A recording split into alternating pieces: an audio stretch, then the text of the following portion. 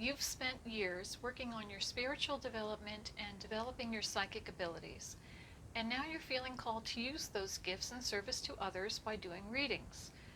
In this video, I'm going to give you tips and insights gained from my own personal experience as a reader to help you if you're considering becoming a reader. Hello, I'm Wendy Rapp, spiritual life coach and intuitive reader. On this channel, I help you as a spiritually awakened person grow and evolve on your soul's journey. If you're considering doing readings and you're going to be using an oracle, then the first thing you need to do is to really get to know your oracle.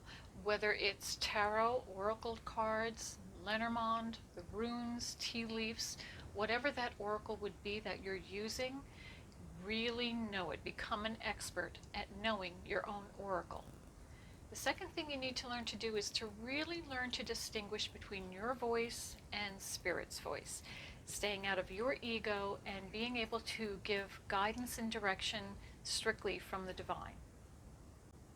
And it's really important you learn to be a good listener and to really understand the other person's point of view. You need to learn to release your own personal prejudices and judgments and see what your client is going through and understand it through their eyes and their understanding. And it's really important that you learn to be a good communicator and be clear with what you're saying to your client. Also, if you have some kind of counseling or coaching ability, you'll find that skill will be very helpful as well. And this is really important. You need to develop a thick skin if you are planning on becoming a reader. You're going to be dealing with the public, which means you're going to be dealing with all kinds of people and all kinds of attitudes.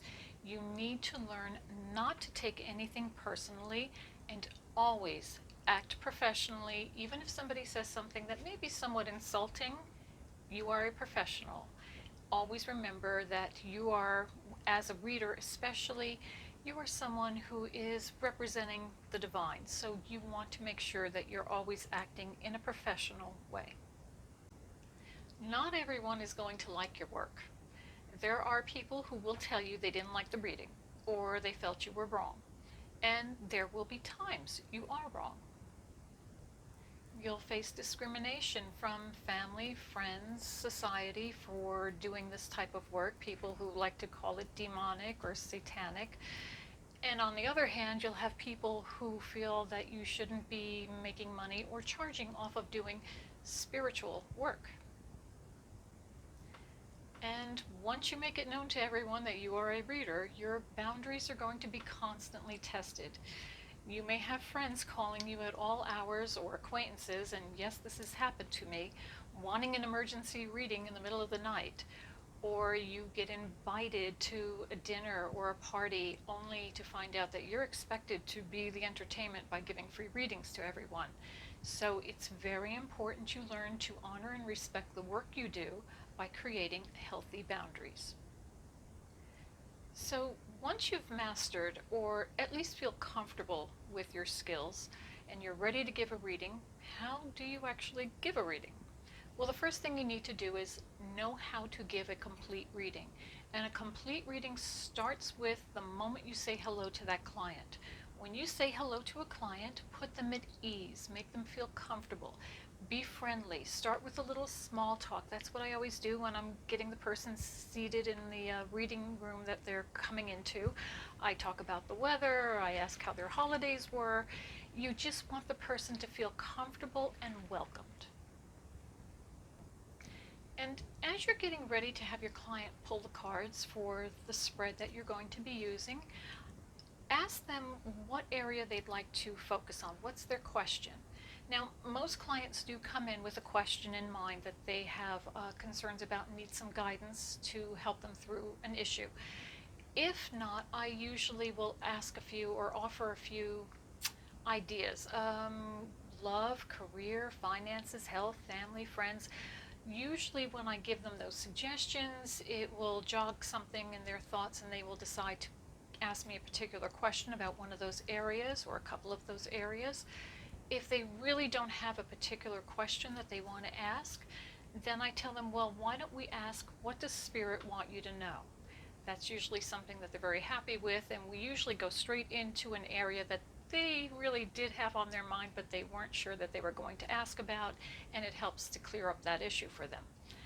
Once I'm finished giving them all the information that I see and hear in that spread, I will then turn it back over to the client and ask if they have any further questions about what I'm seeing. If they do, then I do some follow-up pulls, pulling cards on whatever it is that they're asking. And if not, then we move on to the next question. And a common comment that clients will say when they come in, especially people who aren't accustomed to getting readings, they will say, don't tell me any bad news. I don't want to hear anything bad. Well, I will let the client know that knowing of a challenge that's coming in is helpful to them. It's like a detour sign on the highway. If you see a detour sign because the road ends and you could go right over a cliff, it's good to know about that detour so you can avoid going over the cliff. I don't see horrific events, and I do remind the client of that, but there are challenges that come into all of our lives, and it is helpful to let the client know about the challenges coming in. But the thing that Spirit always does, and I let the client know this too, they always give you guidance to help you work through whatever that challenge is so that you can get through it easier than if you were trying to do it on your own. Also, if you do see something challenging coming in, or your client is going through a particularly challenging time in their life, don't forget to focus on their strengths and the gifts that they have that are helping them get through this challenge, and that this challenge will end. Nothing goes on forever. There is a light at the end of the tunnel. Always leave them feeling comforted.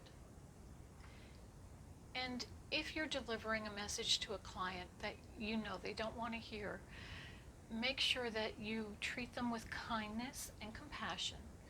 Treat them as you would a dear friend. And always try not to leave the reading on a down note. When you're finished with the reading, remind your client of the positive aspects of the reading, and always make them feel supported by Spirit. Spirit has their back. They're going to help them through whatever these challenges and issues are. Help your client to feel empowered also with their own ability to get through whatever the challenges and issues are. Give them a sense of hope about their future. It helps to dissolve any fear that they might have moving forward on their path. When you do this work as an act of compassionate service to others, it is immensely rewarding. I hope those tips were helpful for you. Thank you so much for joining me here today. Don't forget to hit the subscribe button. I upload a new video every Sunday, and I'd love to have you join me here. If you have any questions or comments about this video or any other subject, please leave it in the comment section below, because I'd love to hear from you. You can connect with me on social media. The links are below in the description box. And as always, remember, you are a spark of the divine. Share your light with the world. Blessings.